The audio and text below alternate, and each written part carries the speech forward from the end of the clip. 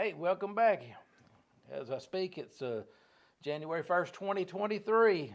Here's our first Old Testament studies of the week. We're finishing up slowly here, Exodus chapter 38. And we're going to read a little bit more than we did last week. You can read the whole chapter on your own, but once again, it's a reiteration. We've already went through the details of what God told Moses about building this tabernacle, and then he put some men in charge, overseers, and then the Bible reiterates they did this and this and this, and really they're just doing exactly what we've read about that God told them to do. They're building exactly the way the instructions came from on the mountain when Moses was up there with God on Sinai. So we're going to read some of it and skip some of it. If you want to read the whole thing, that's good. Go back. We'll just talk about some of the highlights here. Chapter 38, verse 1. They made the altar. Remember, this is all teaching us as Christians about how to approach God. You had to go through the door, and you got closer to God as you went. But before you could go anywhere else, you had to go by the altar. And if going by the altar meant you've brought your animal, which is, animal didn't do nothing wrong. It's an innocent victim. But you have to bring your animal, and the high priest takes your animal, and that priest, he'll take your animal after you lay your hands on it, and he'll slaughter that animal. And then they'll put it on that altar that was being roasted with fire right there. And it's like to approach God, we've got to go through Christ the door, and he's the one who was slaughtered on the altar called Calvary. And that's the way we approach God. First of all, through the innocent victim. Jesus didn't do anything wrong, but the Father took our sins and placed on him on our behalf. And the innocent victim died in our behalf and, of course, rose again. So he made the altar.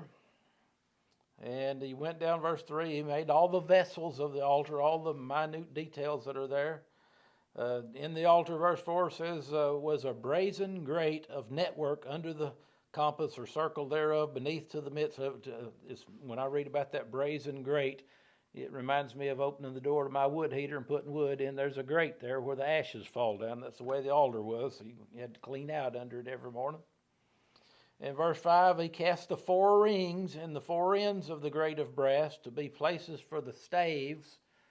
Staves is the big poles that they went through the rings, and they moved all these holy objects because it was teaching us that that's holy. We don't touch it. You move it with the sticks. It's really what it's teaching is that you human beings are too sinful to touch God's holy stuff. We're too sinful to come into the presence of God. That's why we have to have Jesus as our sacrifice to get rid of our sins. So he made the sticks to carry it. And in verse 9, we're going to get to where he made the court. The court had the big 7-foot tall fence all the way around it. And we're going to read this right here just to give you an idea how big this outer court was. The tabernacle itself sat in the middle, but had a fence all the way around it. And every time they would move somewhere, they'd have to set it up again, fence and all. They'd carry it for miles and days or weeks, and God'd say, now we're going to set it up here and camp here for a while. So verse 9, he made the court.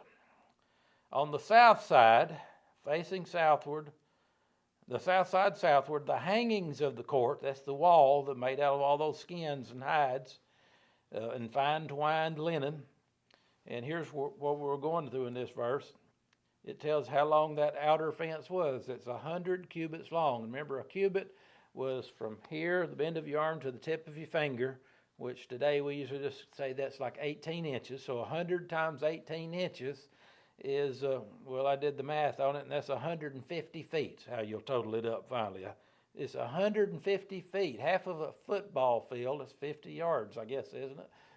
All the way the length of it there. But it's not square, it's rectangular. Which brings us down to verse 12. Now the west side is the narrow side. It's been set up north and south. Now we're looking at the east and west side. The west side were hangings of 50 cubits. So it's 150 feet length and 75 feet this way. And as you go through the door, remember you approach the altar, and you've got to go through all these other steps before you even get to the tabernacle itself. Then you go through another door or curtain, and you're in the the holy place. And beyond that is that when that only the high priest goes, and only once a year on behalf of the people, the Holy of Holies, where the Ark of the Covenant was, and the cherubims and the mercy seat. All right, let's drop down to verse 21. After we've went through all these little details, it says, this is the sum of the tabernacle, or this is all the parts list for the tabernacle. And verse 22 says, Bezaleel, the son of Uri, the son of Hur, of the tribe of Judah, he made all that the Lord commanded Moses. He's the overseer of all this project. And with him was Aholiab, his helper, the son of Ahisamach, and identifies him. And verse 24, all the gold that was occupied in the work of all the work of the holy place, even the gold of the offering, was 29 talents and 730 shekels after the shekel of the sanctuary.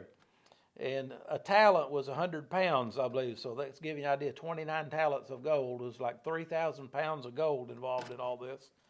And then the silver of them that were numbered, I'm in verse 25, the silver of them that were numbered of the congregation was 100 talents.